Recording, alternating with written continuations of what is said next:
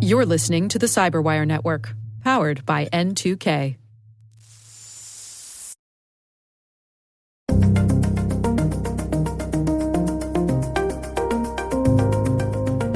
Hello, everyone, and welcome to the Hacking Humans podcast, where each week we look behind the social engineering scams, phishing schemes, and criminal exploits that are making headlines and taking a heavy toll on organizations around the world. I'm Dave Bittner, and joining me is Joe Kerrigan. Hey, Joe. Hi, Dave. And our N2K colleague, Maria Vermazis. Maria.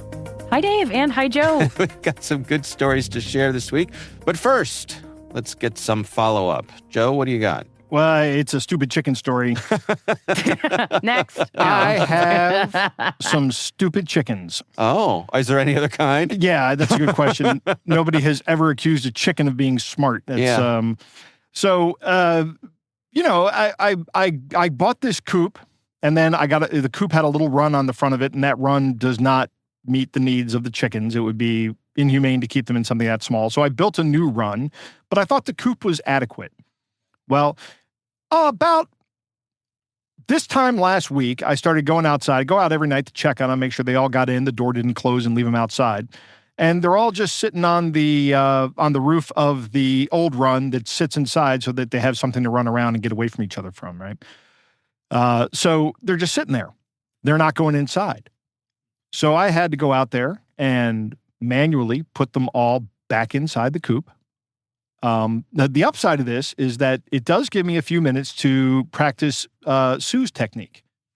Right, holding the rooster. Holding the rooster. Invert the rooster. Not a euphemism. Yeah.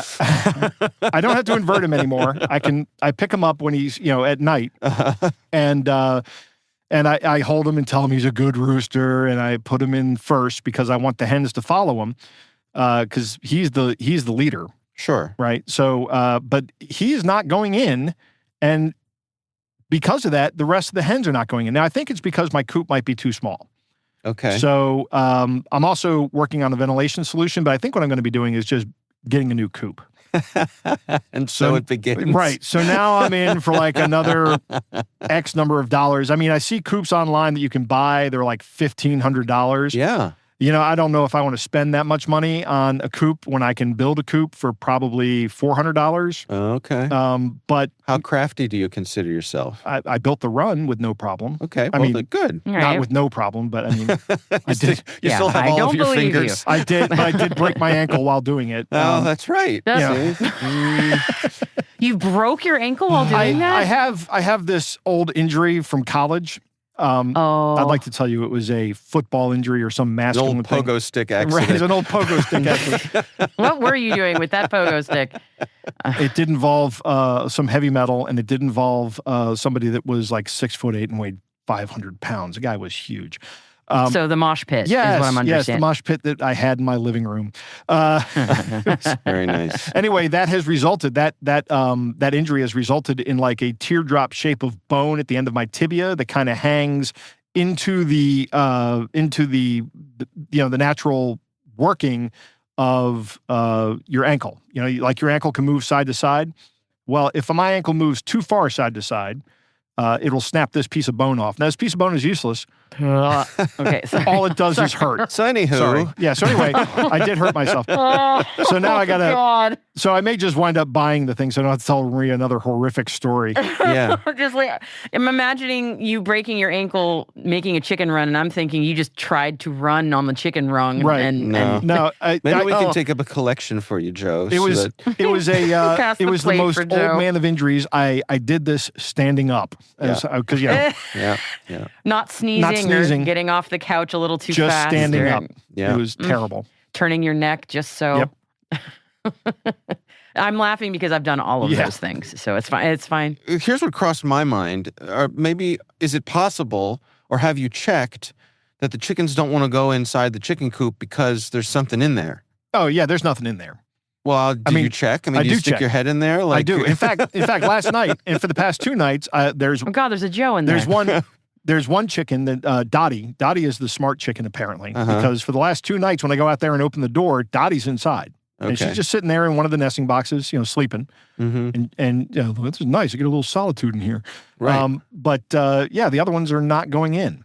I put some roosting bars in there recently, and and it takes up more space than I thought it would. I think I just need to build a bigger What coop. happens if you don't put them in there? Don't they eventually go in, or No, they'll the just stay door out all night? closes at 9:30 right now, Oh, I see. which is probably the latest I'll have to set it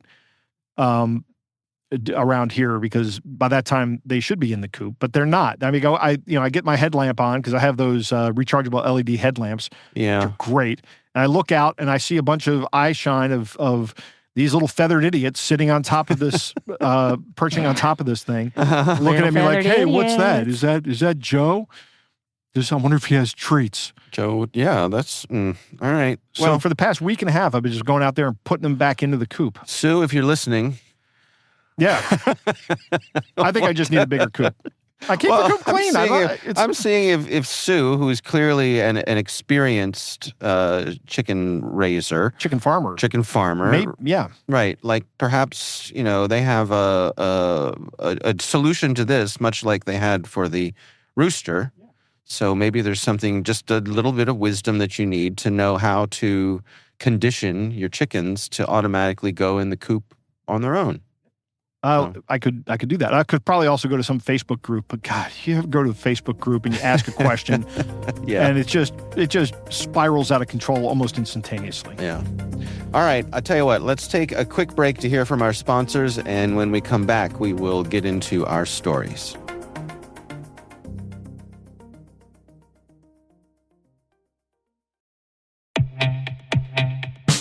Every attacker counts on one thing: environments that trust too much.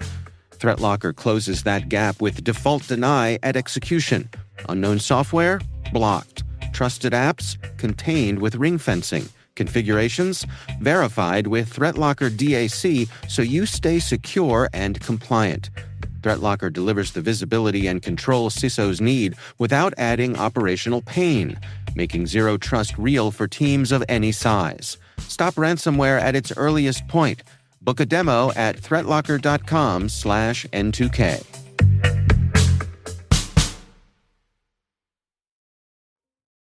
And we are back. I'm going to kick things off for us this week, and I am going to talk about sugar baby scams. What is a sugar baby scam? Are those little candies that come like the same thing from the same company as Sugar Daddies? Yeah. There was a Broadway show called Sugar Babies back in around 1980.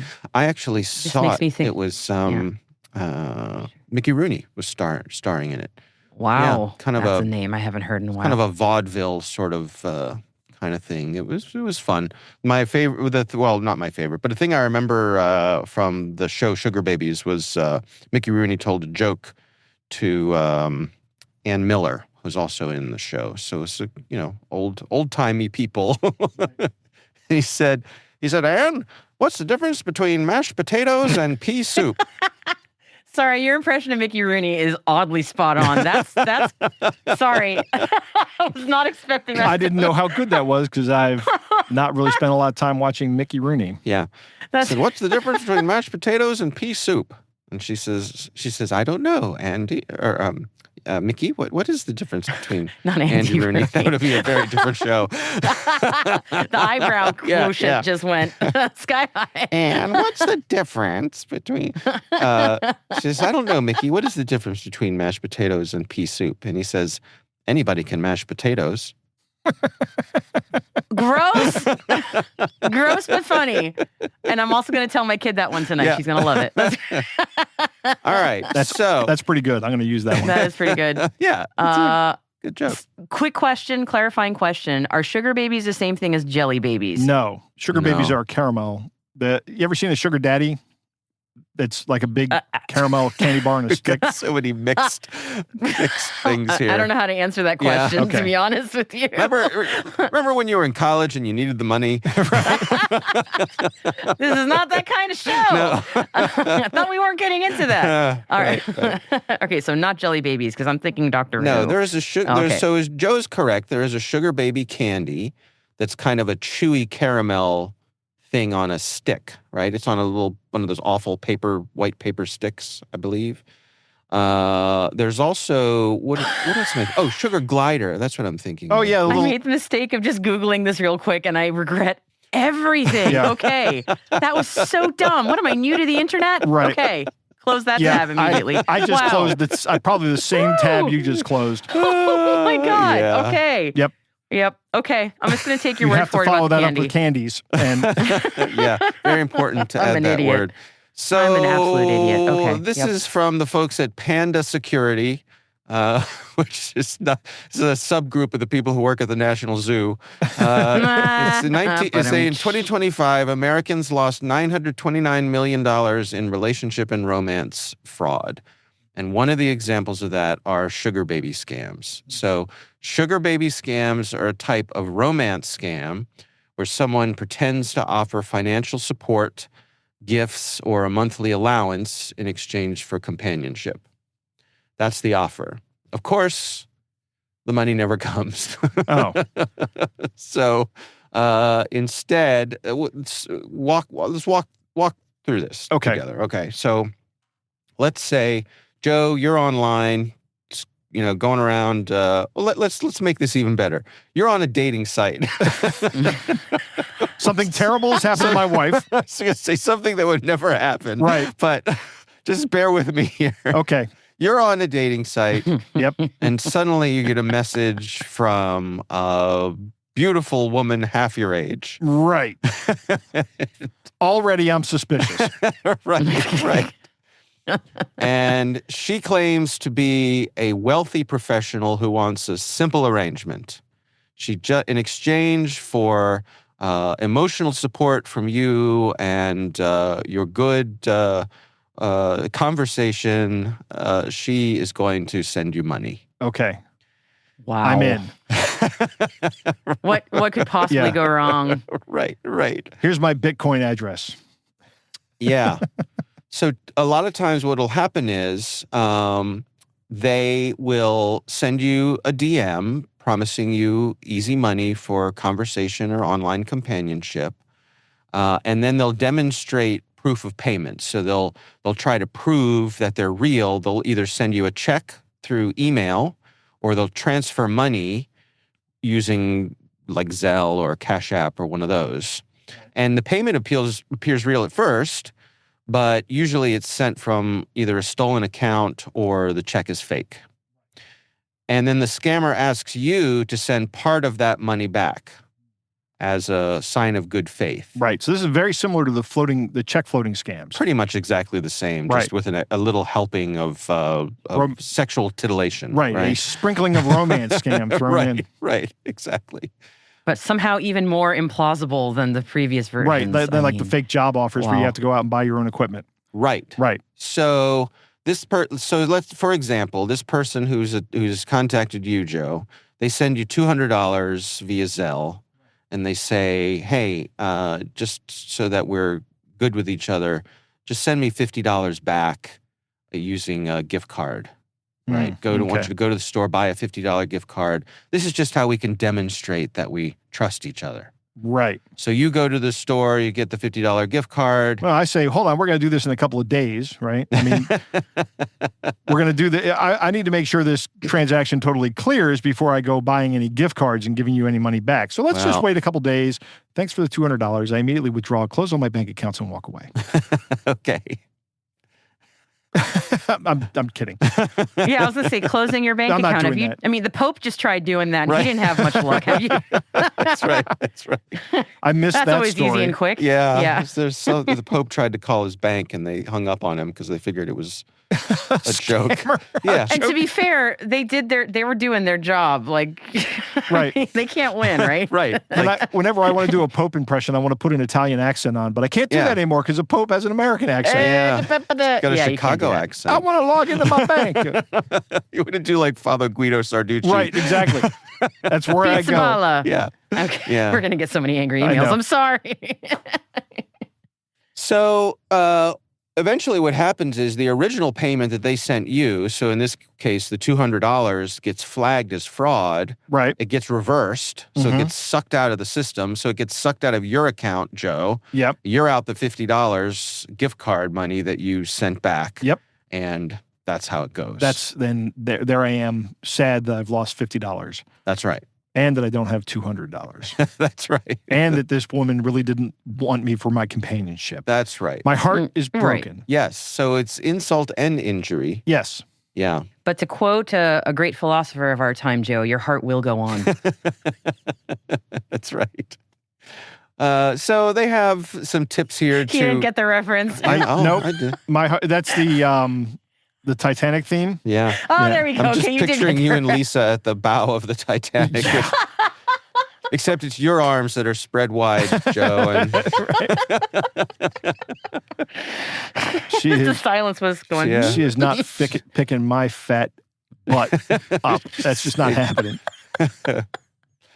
so they have some tips here. They say avoid unsolicited communication. If a stranger contacts you out of nowhere offering money, that's a sign. Yeah, people generally don't do that. Oh my god. Generally, no. Flattering messages. Of course, if it's too good to be true, they say look for clearly fake photos.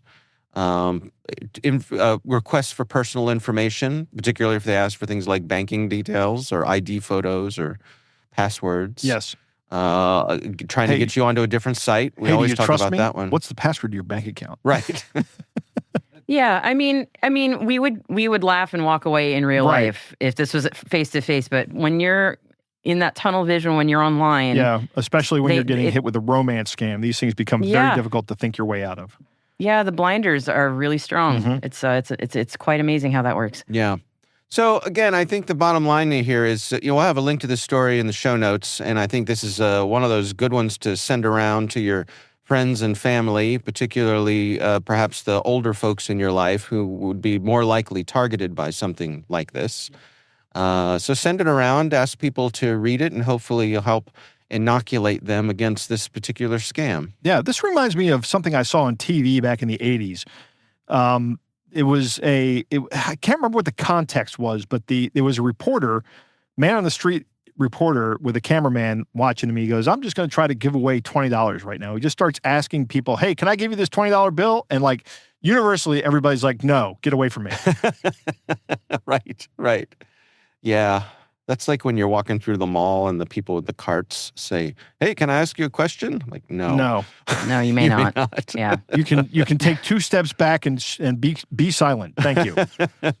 That's what you can do. Right. Yeah, but I've been when I was on vacation recently, I was thinking about historically that there have been romance scams through correspondences that go back about hundreds of years that we have documentation of. I'm thinking of the necklace scandal that helped bring down the reign of Louis XVI and Marie Antoinette. Like that was a whole thing. But look into it seriously. We could do a whole episode on that. Okay. But it's just like before there was social media, people were getting fooled with ladies of the night who looked like the queen and letters that were supposed to be from her, and they bought lots of expensive jewelry. You know, anyway, it's a whole rabbit hole. It's really fascinating. That is. I will have to look into that.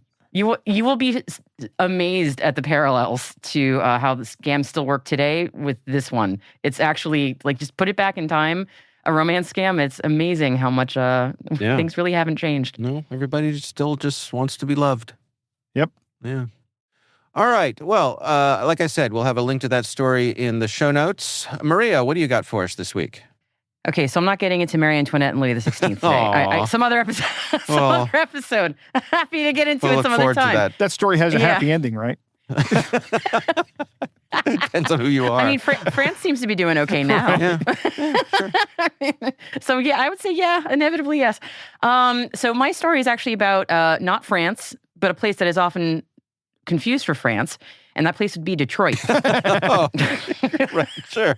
You get off the plane, you look around. Wait a minute. Or Detroit. No, Detroit. Detroit. Detroit. So this story is from Click on Detroit from reporter Lauren Kostyuk, and the headline is awesome. It's called Hacked, Robbed, Then Banned.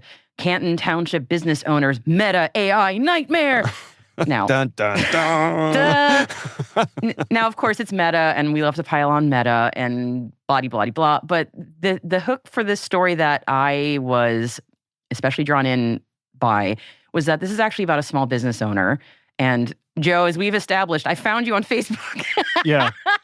So I know you're on there. Yeah, that was me, by the way. I accepted your friend request. I saw. Thank you. Not an impersonator. I have to go in and check my settings because I don't think you should have been able. My impression was you should not have been able to find me. I shouldn't have, and yet.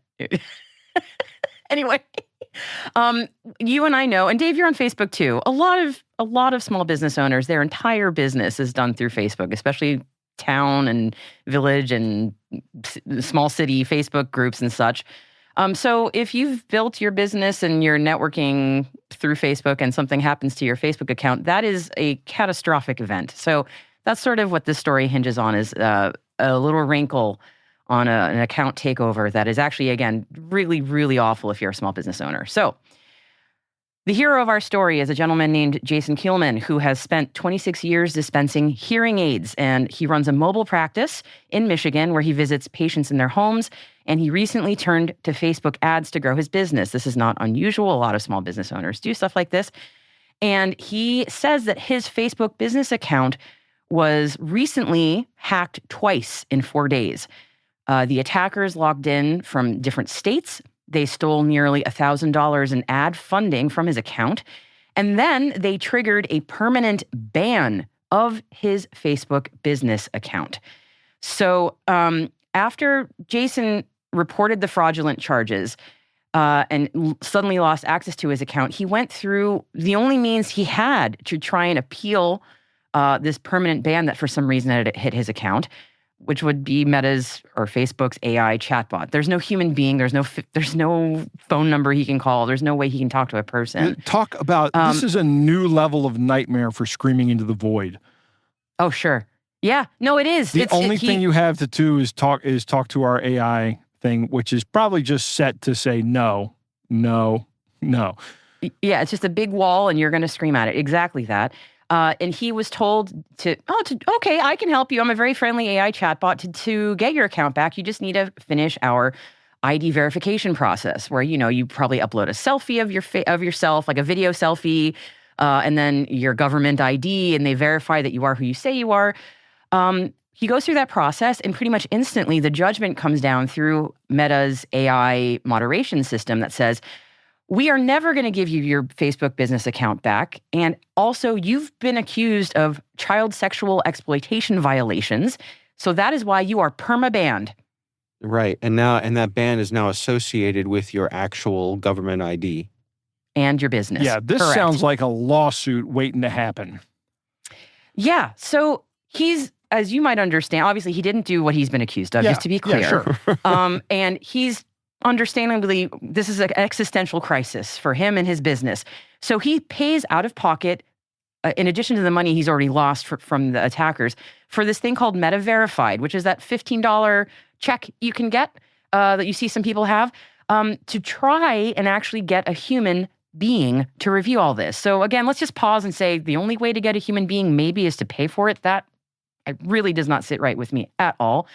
But they come back, Meta, whether it's a human being or not, I'm not entirely sure, but Meta comes back and says, no, your case is closed. Thank you for your money, but there is no recourse here.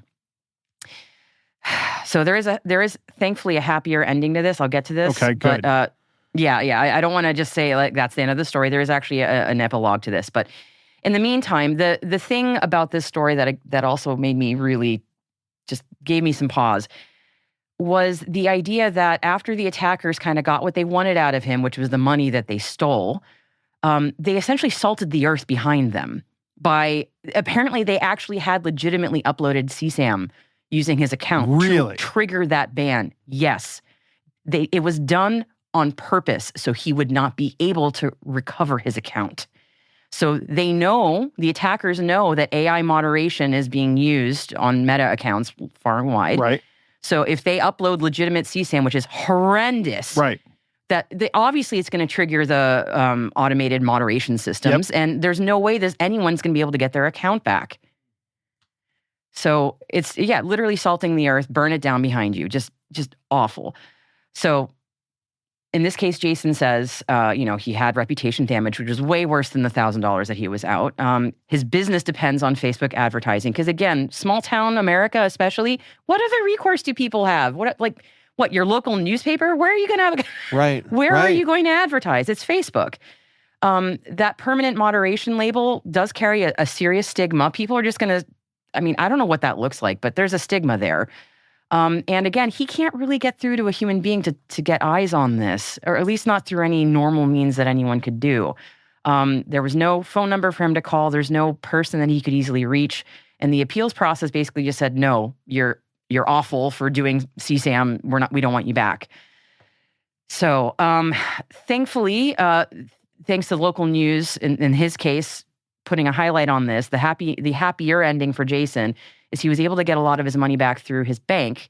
And he also had to actually appeal to his local legislator. And he had to bring in essentially the government to try and work with Meta to hear out his case. So he had to kind of go up the chain for his Facebook account to get someone to actually look into this, which is nuts to me. That you can't just get a customer service person to just look at this. So he's not completely out, but the amount of work he's had to try and do just to get somebody to look at this and just see what has clearly gone on is just insane to me. So when this local news story in the Detroit area started reporting on this, they found a number of businesses saying they've been encountering a similar salt the earth kind of attack for their Facebook business accounts. So especially for small businesses that are so dependent on Meta nowadays, which are most of them, I would say, the takeaway is to treat your social media account like key business infrastructure, because it is, like a bank account. So, of course, strong, unique passwords. Please use a password manager. They're really great. But also get multi-factor authentication up and running if you don't already. Maybe have backup administrative accounts in case one of them gets locked out. So just don't have all your eggs in one basket. But there was also some advice about not using your company's main payment card for also paying for ads on Facebook. Sort of assume that your Facebook account may actually get compromised. So don't have it attached to something that draws money from your main business account. Maybe have a low limit payment card just for ad platforms like Meta. I can reinforce that. Isn't that awful though? Just to be like, just assume that something bad's going to happen and make sure they don't have the keys to the kingdom. Well, I had the reverse thing happened to me where I was trying to promote an event that was coming up for a nonprofit that I volunteer with. And so as part of that, I was helping them post ads for this fundraiser. And we thought, let's spend a little money. And so I made the huge mistake of using my personal credit card to try to pay for some ads. Now, you'd think this is the thing that Facebook wants you to most do, right? And Facebook just started hammering my card with inquiries and payments to the point where my bank shut the card down. Wow. Yeah. Wow. So I called the bank and they were like, you got to come in, so you ain't the Pope. You got to be right, here. Yeah, exactly. So I had, went to the bank, proved I was me, and we got it up and running again. But it was like, okay, well, I'm never doing that again. I'm going to get some, I don't know, burner card or something to use on Facebook because. Yep. Yeah. Sorry, Marie. I didn't mean to hijack your story there. No, it's. I never would have thought that would be necessary. I think for all of its problems, given how big Meta is, I would never have thought that kind of treat it like it's essentially like you got to put it in this walled garden. You got to treat it like it is going to scam you. That's just so surreal to me that is the best option for something like that. Like it is a bad wild neighborhood, right? It's like going to 1970s Times Square. Yeah, roll up your windows, lock your car doors, and don't really fully stop at an intersection. Right. Just roll through. Yeah. And if someone starts walking close, you speed off. Put your money in your shoe. It's just, I just can't believe, and yet that this is the situation we are in with Meta with businesses in this case anyway. The good thing is that Jason also, to help himself out, smartly documented absolutely everything that he was going through. So again, he went through his state legislator to try and get eyes on this with Meta. And I want to correct something I said earlier. He has access back to his personal Facebook account. His business account is still locked as of time of this recording. So I just wanted to double check that. I said, wait, did he get everything back? No, his Facebook personal account is back, but his business account is still inaccessible. Again, for something that he did not do, which is just awful. So work with your bank or a card issuer. Certainly file a report with local police if this happens to you. Potentially you can report it also to the FBI. But apparently, when Meta's not paying attention to you, you have to go up the chain with your legislators and try and get someone to pay attention to you. I cannot believe this. I wonder if he was in Europe, could he invoke GDPR? And if so, boy, it's a shame we don't have GDPR, right? Or any meaningful privacy legislation, right? Or anything. There's no federal privacy legislation. So. Essentially, you have to prostrate yourself at the foot of your state senators or something and hope that one of them cares enough to help you, which is just, how is that the state of things? Yeah. It's just bizarre. Awful. No, I've said it before, I'll say it again. The companies like Facebook, they no longer operate at a human scale. And so you are just churn to them. And if something like this pops up, you're not worth their time. Your little local business is not worth their time. So they just send you on your way and wish you well. And that's tragic. So, act appropriately, small businesses. So treat that like the radioactive situation that it is. Yeah, I mean, it's a shame because, you say don't put all your eggs in one basket, but there's no other basket. No, it's true. Yeah. So... All right, well, we will have a link to that story in the show notes. Let's take a quick break here to hear from our show sponsor. We will be right back after this.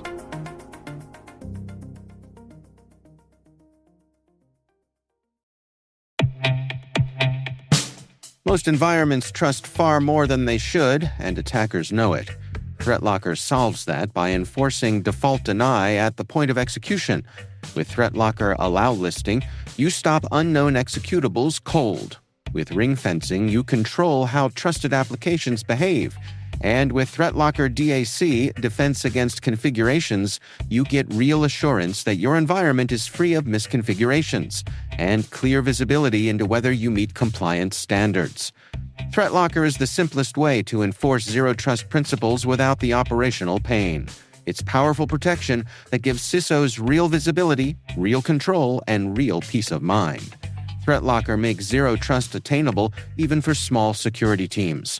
See why thousands of organizations choose ThreatLocker to minimize alert fatigue, stop ransomware at the source, and regain control over their environments. Schedule your demo at threatlocker.com/N2K today.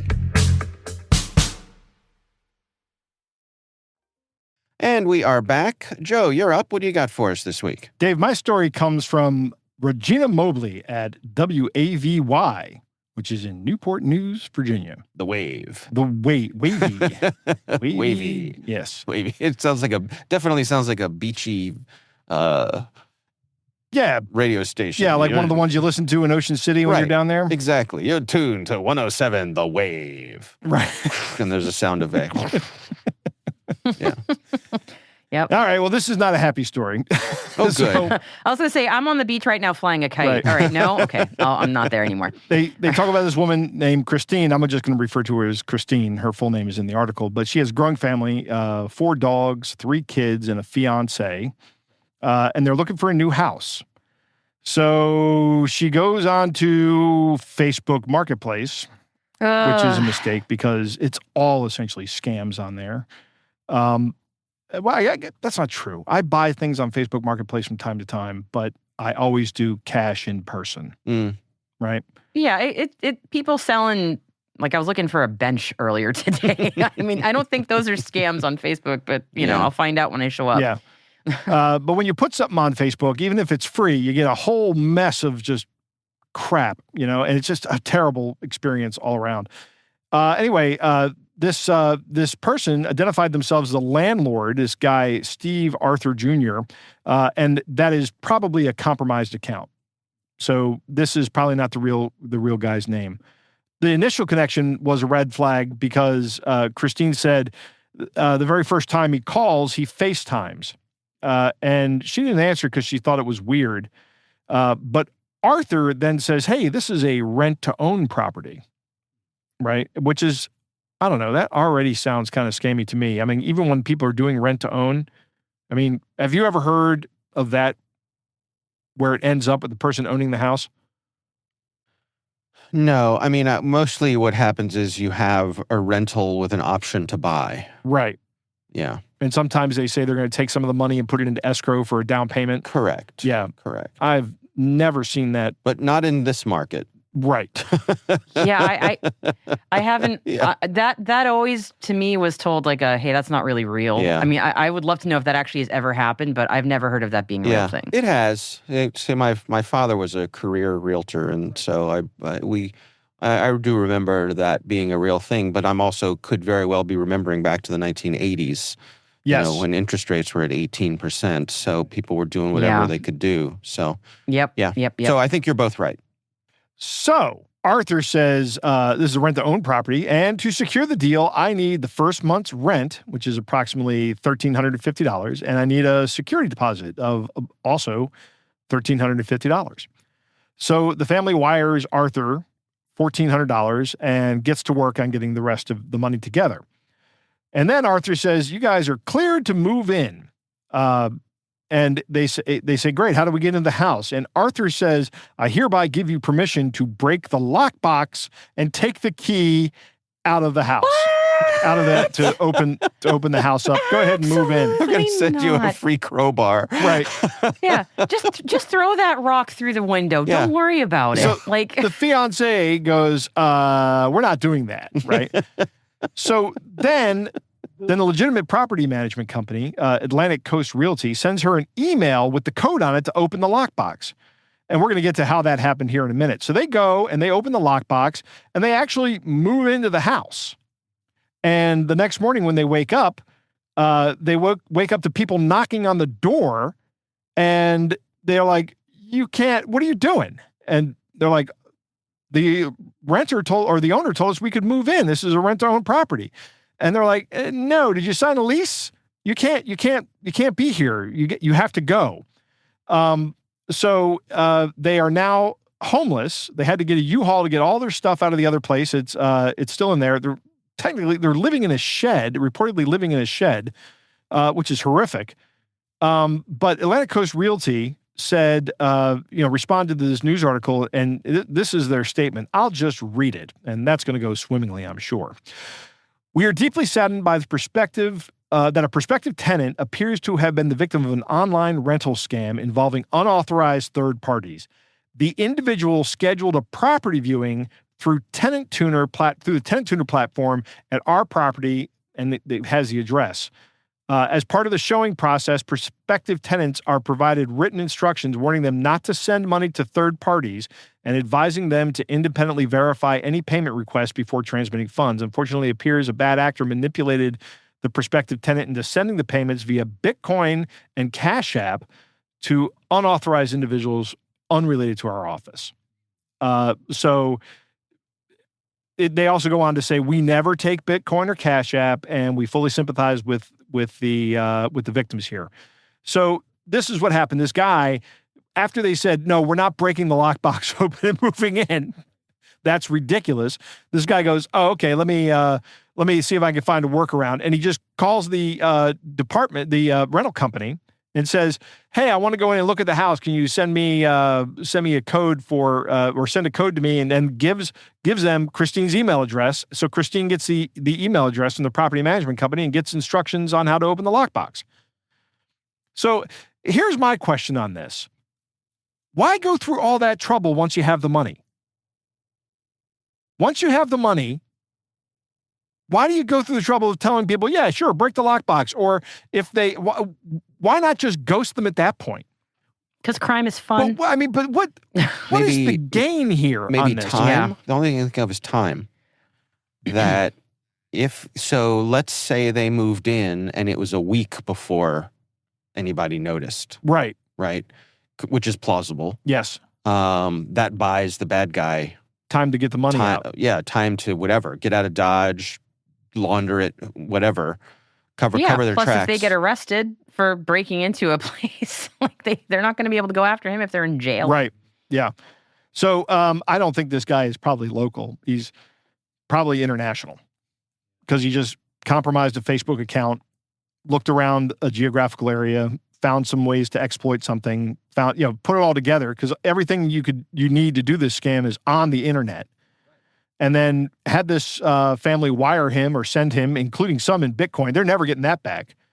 First off, the FBI is not going after $1,400 in Bitcoin, which is, if you lose a big amount of Bitcoin, they might help you, but $1,400, no, they're not going to do that. What's the cutoff? 10K? I don't know. I think it's hundreds of thousands. That's a good question. Wow. I don't know. Next time I'm talking to somebody from the FBI, I'll ask them. Yeah, I'm curious. What is the point at which they then need to get involved? And below that, it's small potatoes, because that's how is that determination made? It's all a matter of resource allocation. They don't have an infinite amount of resources. They can't go after every single small case. And the thing is, the criminals know that, right? So they scale up their small scale operations by instead of doing one big heist, they do hundreds of little heists. Mm-hmm. Yes, distributed compute on it. Right, exactly. Yeah, nuisance. It's a nuisance. Right. Distributed nuisance. So what's the advice here, Joe? Never send money to anybody for anything with Cash App not never say anything. That's terrible advice. But number one, legitimate services like property managers and rental agreements are not going to ask for money in Bitcoin. I have heard stories of people who pay their rent via Venmo. I know somebody that does that, and but they signed a lease. You can't take custody of a property until you sign a lease. So that's another red flag that should have gone up. It doesn't seem like these folks signed a lease. Maybe they did. Maybe that's just not reported on in here. Because you can just go out and get a generic lease agreement online. Right. Send them a PDF. Yeah, send them a PDF. Say, sign this and send it back. We're all good. Go ahead. Break the lockbox and move in. Right.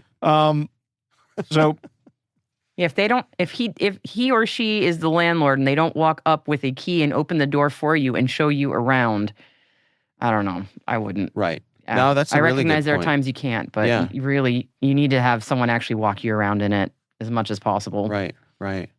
I would even say if you're meeting someone at a place like this, to ask to see their ID before they show you around. Yeah, make sure you don't wind up in the basement of that rental property in pickle jars or something. Yeah. Yeah. No, it has happened. All right. Well, so I guess they're out of the, what is it, $2,600 or so? Well, I think they only lost like $1,400. Okay. So but still, they don't have a place to live. That's more importantly, they moved out of their old place, right? So they can't go back. Where do they go? Yeah, terrible. No, it is terrible. And just the emotional toll as well. All right. Well, we will have a link to that story in our show notes. And of course, we would love to hear from you. If there's something you'd like us to consider for the show, please email us. It's hackinghumans@n2k.com. All right, Joe, Maria, it is time for our catch of the day.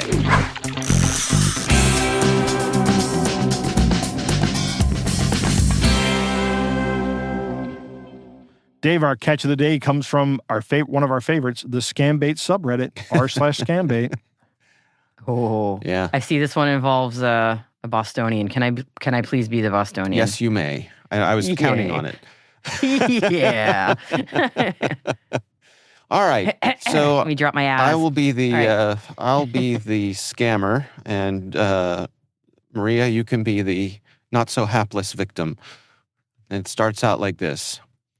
I'll be in Boston for an investment meeting. How about sailing out of Boston Harbor for a bit? Sure, we can take my boat. That sounds so interesting. However, I probably won't get there until next month. So, Amanda, will you have time then? This isn't Amanda, it's Jake. That's terrible. It seems I mixed up the numbers. I always thought it was my friend Amanda's number. I'm so sorry, Jake.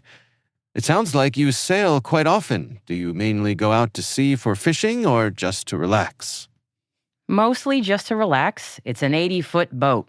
That's a yacht, FYI. That is a yacht. That's bigger than Bezos' boat, or one of his yachts, isn't it? No, it's not bigger than Bezos, but it's bigger than his support yacht. Right. Yeah. It sounds like your previous job cost you the means to enjoy life. I also go to sea to enjoy life. My boat is currently docked in San Francisco Bay, but I haven't been there in a long time. Since you go out to sea so often, I'm sure you have many places to recommend. As for your invitation, if we become friends, I wouldn't mind taking a ride on your boat. Ha ha. Well, that sounds wonderful. My boat just got out of dry dock. I'm upgrading the electrical on my boat. Gonna cost me $500K. Full entertainment system, new LED lighting, and the latest UpDog components. It's really great. The latest SupDog components. Just wait for it, Joe. Just Wait for it, Joe. I know where this is going. It's really great. Although I lost Amanda's number, I met a kind, polite, and enthusiastic Bostonian. So Sorry. rare. Okay, I'm back. Perhaps we could exchange contact information later to stay in touch. I'd like to ask you for some travel advice about Boston. It sounds like you love your boat. My boats are all managed by my personal assistants, so it sounds like you're definitely a captain. By the way, I misspelled a word earlier because my native language is Mandarin. What I'm trying to say is that your previous job seems to have provided you with enough financial resources to enjoy life now. So see, he's going back and correcting something he said earlier. Yeah, right. Which That didn't was make a little sense. nonsensical. Yeah. Yep. Yeah, sure. Tell me about your boat. Do you have it equipped with SupDog? What is this? I've never heard of it before. What? What's what? I don't know much about yachts. I just bought one for business purposes. I also occasionally go out to sea by myself. Going to sea is one of my many hobbies. SupDog, what is this? Not much. What's up with you? There it is. What? You have it equipped with SupDog. I recently traveled to Phoenix and just got back to L.A. Totally misses the joke. Yeah. By the way, from our brief conversation, I feel that we are about the same age. I'm 43 years old this year. If you don't mind me asking, how old are you? And that's where it ends. That's the end of it. That guy just stuck it out for the SupDog. Yeah. No, it's good. SupDog. I actually got one of my coworkers with that once. I won't name him because I don't want to shame him, but I walked over to his cubicle and I said, "Does it smell like UpDog over here?" And he goes, "What's up, dog?" And I'm like, nothing. What's up with you? And as soon as I did it, you saw his face go, "Oh, no." Well. And I tried to get him the next day with hopping on. I said, "I saw a hopping on out here." "What's a hopping on?" "Nothing. What's a hopping on with you?" Well, as a BOFA victim, I have a great empathy for your coworker, Joe. Yes. We're still Ladies and friends. gentlemen, that's what we call a callback. We're still friends. You're no longer, I was going to say roommates, office mates with Michelle, right? No, we are not. Okay. Was that at her request? No. No, that was not. It was neither one of us asked for that. Okay. Or maybe that was it like the elementary school teacher who thought it best to separate the two of you? Could have been. There's too much laughter coming out of that office. Now there's a lot of talking coming out of my office. Okay. Because now there's two doctors in my office, and I'm the only guy without a doctorate degree. Oh, I see. So they talk down to you all the time? No, actually, these guys are great. I like them. Good. All right. Well, that is our catch of the day. We will have a link to that as well in the show notes.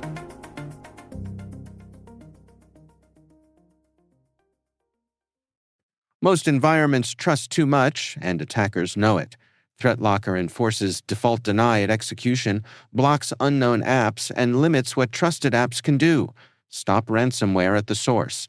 Get your demo at threatlocker.com/N2K.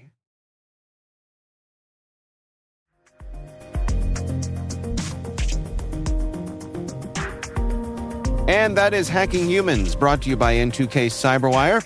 We'd love to know what you think of this podcast. Your feedback ensures we deliver the insights that keep you a step ahead in the rapidly changing world of cybersecurity. If you like our show, please share a rating and review in your favorite podcast app.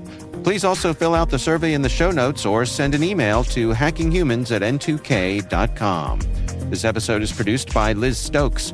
Our executive producer is Jennifer Iben. We're mixed by Elliot Peltzman and Trey Hester. Peter Kilpie is our publisher. I'm Dave Bittner. I'm Joe Kerrigan.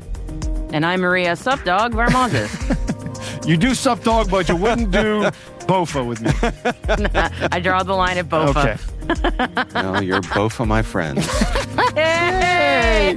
Thanks for listening.